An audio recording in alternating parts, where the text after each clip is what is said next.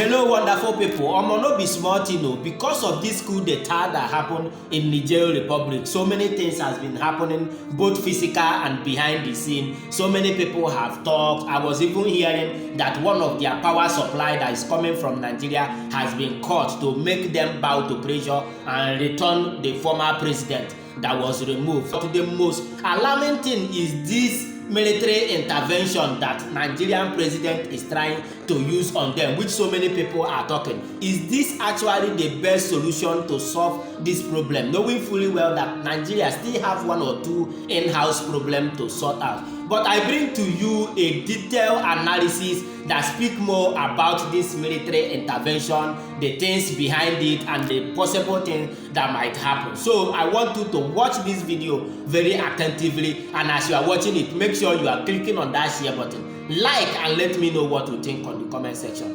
ECOWAS still has a lot of African leaders loyal to the colonial imperialist West. And so they are putting pressure on them. Tinubu of Nigeria is just been appointed the new head of the ECOWAS bloc. And they are mounting so much pressure on him, knowing that he has a lot at stake. His thing is still being contested in court. His opponents are still calling him illegitimate leader. And look at the pressure they put on him and other people to go and intervene, not just by negotiation. I saw an ECOWAS briefing recently, which is why I'm making this video. In that briefing, they were saying that after 1 week, they are actually giving Niger guys ultimatum. After 1 week or so, if nothing has happened, if they have not had any breakthroughs with whatever other means they are trying to use, that they are going to intervene militarily on the soils of Niger.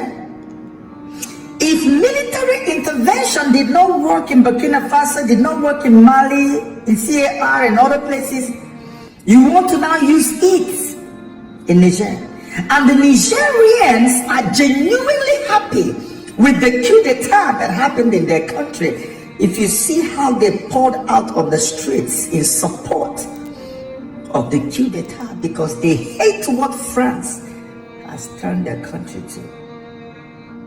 They support the guys. They don't see them as ordinary coup plotters. They see them as freedom fighters. That's why they attacked French embassy today. And they have sent a serious warning to ECOWAS.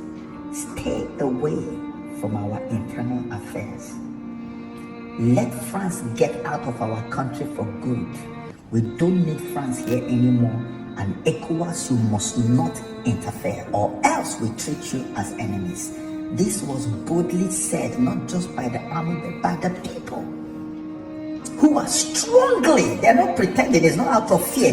They are boldly, joyfully saying it, that they love what has happened and that they will stand by the military coup plotters. Here's where the fear is coming from now. If Tinubu falls under pressure and orders a military intervention in Niger, see how these things work.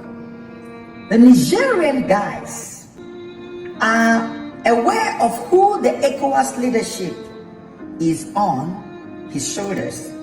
It is Tinubu, it is Nigeria. It will not be surprising to anyone if the moment ECOWAS strikes in Niger, if they do that, that you might see Nigerian planes descending on key targets in Nigeria and bombing places in order to put Tinubu under pressure to call off the strike. Because at this moment, the Niger guys are in a state of war. They have got nothing to lose. Nigerians are not in any state of war right now, even though there's an agitation. There's agitation all over the place. But it is Nigeria who will lose them. Niger is not far from Nigeria, just somewhere down there between Nigeria and Niger. It's not far. This is why I am making this video. Because Niger may not attack all the countries in ECOWAS. They will pick the key countries that have a lot more to lose than Niger. And they will bomb you to stone ages and even crash the private jets or fighter jets in your country. Smash it into important locations, probably bomb civilians and say you are killing their own civilian. They're going to kill your own civilian. In fact, they can even make Nigeria the scapegoat, being that Nigeria is now heading the ECOWAS bloc. And the attack will be all over. The commercial city of Nigeria may be crippled.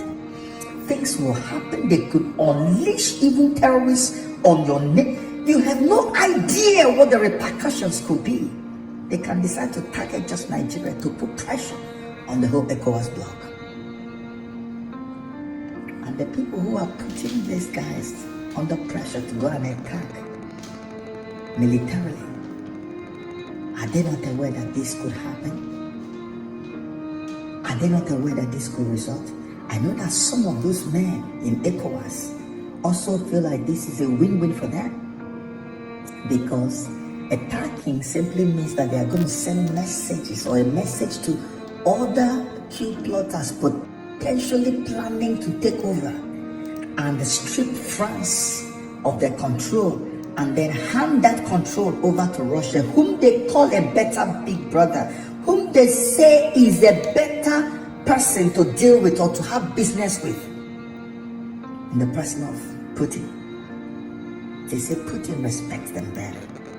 They say Putin isn't treating them like kids the way the colonial Europe treats them. There must be some other people planning to do the same thing in some of these other French colonies. And when they finish with French colonies, they will enter British colonies.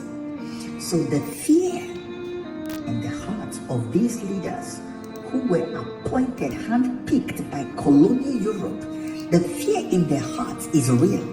They believe that if they would strike and attack these coup plotters in Niger, it would also have to send a message down to other people who are planning the same thing, so that they will not bring it to them. Because if they don't, this wave of toppling leaders or colonial leaning leaders in West Africa, this wave may not stop with Niger. It may continue. But of course, what do you expect when the people are not taken into consideration? When the leadership imposed by the West is only built to cater to the needs of the West and ignore all the needs of the people on ground?